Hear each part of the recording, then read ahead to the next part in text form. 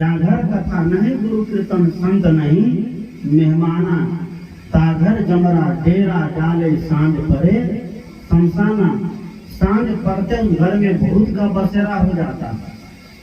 भूत कहीं देखे हैं? नहीं देखे हैं। आजकल भूत नहीं होता।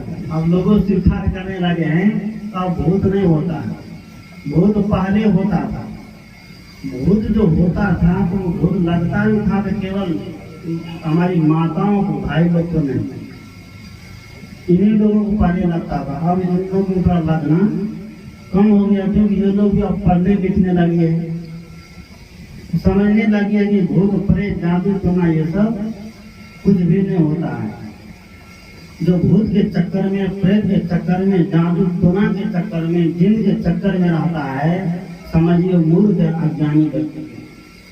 भूत का मतलब होता है कि बीता हुआ समय। भूत एक काल है, वर्तमान काल है, भविष्य काल है। बीते हुए समय को क्या कहते हैं? भूत कहते हैं। जो व्यक्ति, जो आत्मा शरीर को छोड़ करके चली गई वह भूत नहीं बनती। उनका तुरंत जन्म हो जाता है, चाहे किसी खाने में जन्म हो और तुरंत जन्म ले लेता है। भटकता कैसा है? मानव शरीर में रहकर अगर अच्छा काम नहीं किया, माता पिता की संग गुरु की सेवा नहीं किया, समाज परिवार में सुंदर काम नहीं किया, मानवता के गुण को धारण नहीं किया, तो दूसरा शरीर, चाहे जिस भी शरीर धारण करना पड़ जाए, गाय का, घोड़ा का, गधा का, कुत्ता का, वही शरीर धारण करके वह भटक रहा है। मनुष्य शरीर मिलने पर जो व्यक्ति सुंदर काम करके, साधना का काम करके, ध्यान का काम करके, चिंतन का काम करके दुनिया से जाता है, तो समझिए वो भटकता नहीं है। चाहे वो गृहस्थ में भी रहने वाला क्यों ना हो, उसका कर्म अच्छा होना चाहिए, उसका जीवन पवित्र होना चाहिए, उनके मन मानी कर्म के सारे होने वाले सारे कर्म संयत होने चाहिए। और ऐसा हो करके वह मरता है तो समझिए वो मर करके भी क्या हो जाता है? अगर अमर हो जाता है। श्री राम गृहस्थ जीवन जिए, श्री कृष्ण गृहस्थ जीवन जिए, लेकिन गृहस्थ जीवन जीने के बावजूद भी आज वो हमारे बीच क्या है? पूज्य है, मर्यादा पुरुषोत्तम के नाम से जाने जाते हैं। आज वो हमारे बीच भगवान का दर्जा पाता है। क्यों? कर्म अच्छा किया। इसलिए संत ने कहा है, कर्म तुम्हारे अच्छे हैं तो किस्मत तेरी दासी है, धर्म तुम्हारे अच्छे हैं तो घर में मथुरा काशी है। कर्म धर्म दोनों अच्छे तो जीव रहा अविनाशी है, और कर्म धर्म दोनों बिगड़े तो गले में यम की फांसी है। मानव का कर्म जब बिगड़ जाता है तो समझिए मनुष्य अपने गले में क्या जम का फांस लगा लेता है। जम का फांस लगा करके दुनिया में घूमता है। जम कहीं बाहर नहीं है कि उसको पकड़ करके ले जाता है, व्यक्तिगत कर्म ही उसको जम बना देता है। सदगुरु कहते हैं जमराज से बचना है, कि जमराज होने से बचना है तो हमें संतों के निकट जाना पड़ेगा, संतों के समीप बैठना पड़ेगा, संतों के पास बैठना पड़ेगा, क्योंकि साधु महात्मा जले हुए दीपक है। जैसे देखिए जला हुआ दीपक, एक जले हुए दीपक हजारों बुझे हुए दीपक को जला देगा। सही है गलत? एक जला हुआ दीपक, ताजा उदाहरण दीपावली आ रही है कुछ दिन के बाद। दीपावली में हजारों दीप लोग जलाते हैं, हजारों मोमबत्तियां जलाती हैं। हजारों दीप, हजारों मोमबत्ती जलाने के लिए हर बार माचिस की तीली नहीं जलाते हैं। क्या जलाते हैं? की करी तो यहाँ पर एक मोमबत्ती जला लेते हैं और उसी से सबको जला देते हैं। उसी तरह सदगुरु कहते हैं कि जैसे एक जले हुए दीपक हजारों बुझे हुए दीपक को जला देता है, उसी तरह साधु महात्मा एक जले हुए दीपक की भांति है।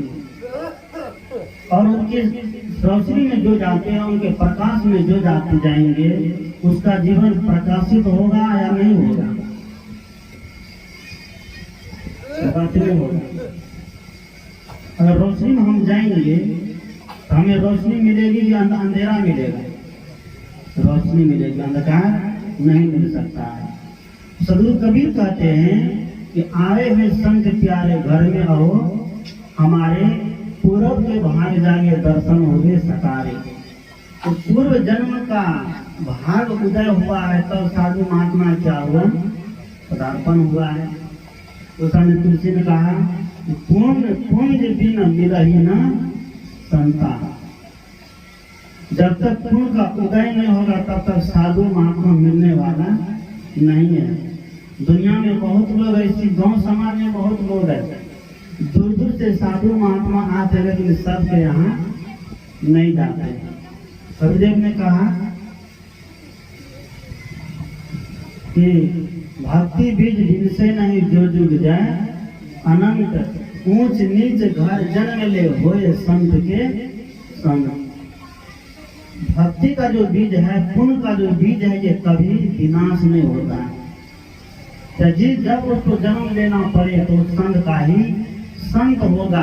जब भी उसको जन्म लेना पड़े तो संत बनने का बीज है, भक्त बनने का बीज है, सत्संगी बनने का बीज है, तो कभी न कभी सत्संगी घर में उसका जन्म हो ही जाएगा। इसी सदगुरु कहते हैं कि घर बनाना जरूरी है। रहने के लिए चिड़ै चुनमुनी कबूतर बगुलो भी अपना घर बना लेता। बगुलो जानते हैं? जानते हैं? अब बगुलो बहुत कम दिखाई देता है। काहे? बगुलो सोचा कि मनुष्य लोग हमारा रहने घरे उजागा, इतना निर्दयी मनुष्य है। इसलिए मनुष्य की सोच परीक्षण ने लिखा कि लगा सको तो बाग लगाओ, आग लगाना मत सीखो। कमा सको तो पुण्य कमाओ, पाप कमाना मत सीखो। मार सको तो मन को मारो, प्राणी मारना मत सीखो। जला सको तो दीप जलाओ, दिल को जलाना मत सीखो। लगान और बाग लगाइए।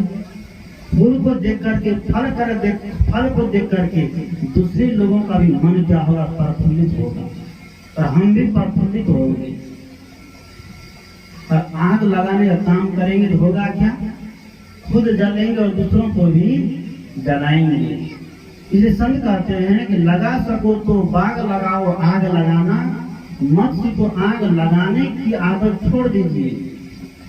आग लगाने मतलब घर में आग लगाना नहीं है। बहुत लोग आज बोल करके आग लगा देता है, वाणी से आग लगा देता है। जैसे वाणी से आग लगा दिया, द्रौपदी ने क्या लगाई आग कि अंधे होते, वाणी की आग है। द्रौपदी ने दुर्योधन से कह दिया, क्योंकि दुर्योधन गया था कहाँ? पांडव जब घर बनाया था तो वह भी गृह प्रवेश रखा था। बड़े बड़े राजे महाराजे को बुलाए, बड़े दूर दराज से साधु महात्मा को बुलाए। गृह प्रवेश जब रखा, इतना सुंदर घर बनाया था, इतना सुंदर टाइल्स मार्बल लगाया था।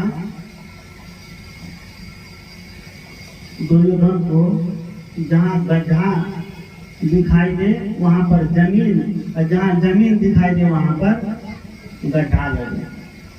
तो जब जाए तो बड़ा पैर को ऊंचा नीचा करके बड़ा रख के जाए। द्रौपदी ने सोच लिया, मुझको कह दिया तपाक से, ताकि अंधा का तो अंधा ही होगा। यही बात आग लग गई दुर्योधन के जीवन में। यही बात आग की भांति फैल गई, और उसी दिन दुर्योधन ने संकल्प लिया कि इनको तो हम मजा चखा करके रहेंगे, और मजा चखा ही दिया। द्वेष की आग, बोली की आग, इसलिए बोली से भी ज्यादा भारी बोली पड़ जाती है। बोली जो है, बोली से भी कभी कभी ज्यादा भारी पड़ती है। उसने कहा दिया आखिर अंधे के अंधे ही होते हैं। यही बात पूरा महाभारत करके रख दिया। कौरव और पांडव का सत्यानाश होकर के रह गया। कहाँ? पांडव खांडव प्रस्थ को इंद्रप्रस्थ बना अपना मेहनत से, कृष्ण भगवान की सहायता से। कौरव उनको कुछ भी नहीं दिया। पांडव ने कहा कि 2 न्याय तो आधा दो, उसमें भी अगर बाधा हो तो दे दो, केवल 5 ग्राम रखो अपनी धरती तमाम, लेकिन दुर्योधन वह भी दे न सका। आशीष समाज का ले न सका। उल्टे हरि को बांधने चला था कि नहीं, वह दे नहीं सका, 5 ग्राम भी नहीं दिया। उल्टे कहा कि कृष्ण को बांधने के लिए चला के आया है, बीच में पंचायती करे, चलो इसको बांध करके रखो, बांध पाया नहीं, बांध पाया। अगर 5 ग्राम उस समय दे देता भगवान कृष्ण के समझाने पर, कौरव और पांडव चैन की जीवन जीता, लेकिन वह भी नहीं दिया। तो हुआ क्या, अंत में दोनों का सत्यानाश हुआ।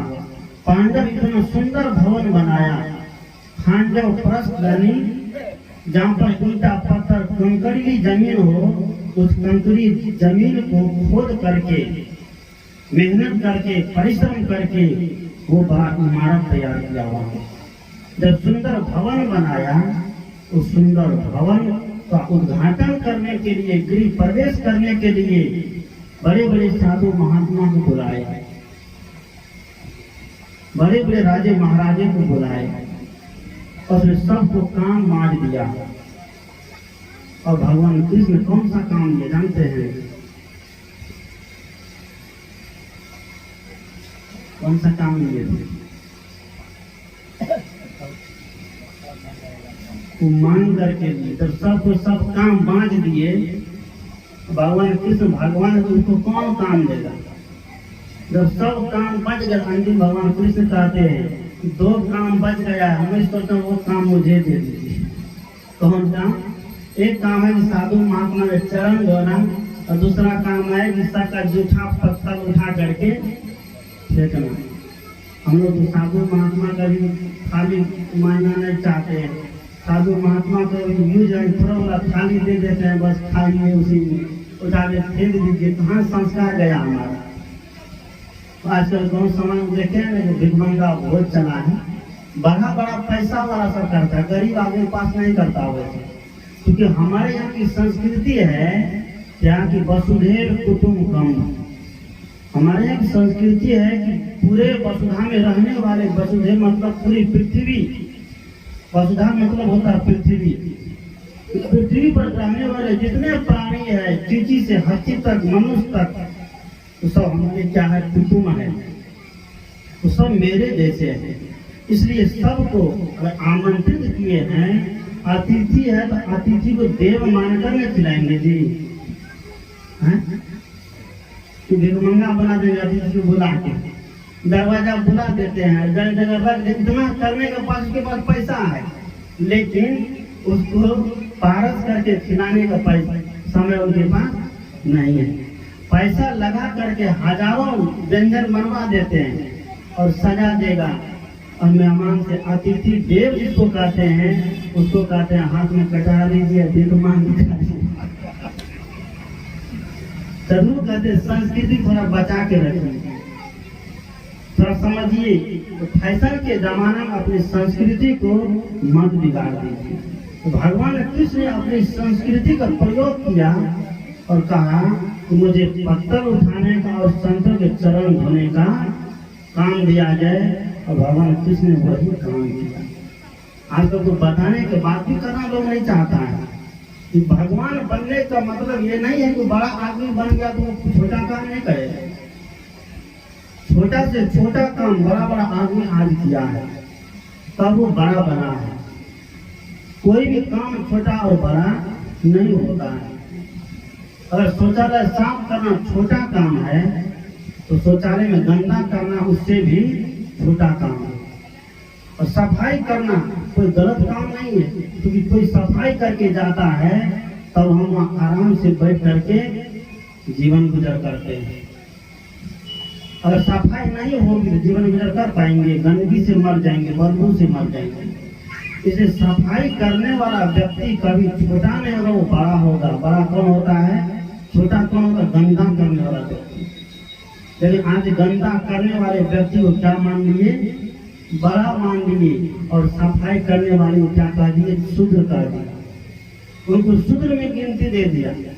तेल पेड़ करके जो तेल खिलाया सबको, उसको तेली कह दिया। कहा कि सुबह जगते ही अगर तेली के ऊपर नजर पड़ जाए तो यात्रा क्या हो जाएगा? खराब हो जाएगा। और सुबह जगते ही जलपान बनाते तेल डालते हैं तब तक जलपान खराब नहीं होता, लेकिन तेली को अगर देख लिए तो क्या हो जाएगा, यात्रा खराब हो जाएगी। कबीर साहब ने इस भ्रम पर, इस पाखंड पर बड़ा प्रहार किया कि मनुष्य में कोई ऊंचा नीचा नहीं है, मनुष्य में कोई ब्राह्मण शूद्र नहीं है, मनुष्य में कोई राजपूत भूमिहार नहीं है, मनुष्य केवल मनुष्य है। आज समाज को तोड़ने के लिए केवल ये जाति पाति बनाए गए हैं। और अभी कहते हैं कि अंतर जाति शादी होना चालू हो जाए, बेटी वाला से तो कपाल डंगाता है ना, हो बार व्यक्ति लाभ है, देखिए सब समाप्त हो जाएगा। अंतर जाति शादी होना चालू हो जाए, ये दहेज खत्म, ये नीतीश कुमार को कानून बनाने की कोई आवश्यकता नहीं पड़ेगी। और बहुत ऐसे बच्चे कर भी रहा है, तो मानवता को केवल स्थान दे रहा है, जाति पाति का स्थान नहीं दे रहा है, वो केवल मानवता का स्थान दे करके उस पर चलने का प्रयास कर रहे हैं। सदगुरु का तो मैंने कहा कि संत हमारे घर में आते हमारी संस्कृति को बताने के लिए आए हैं। संत प्यारे इस घर में और हमारे पूरब के भाग जाके दर्शन हुए सका।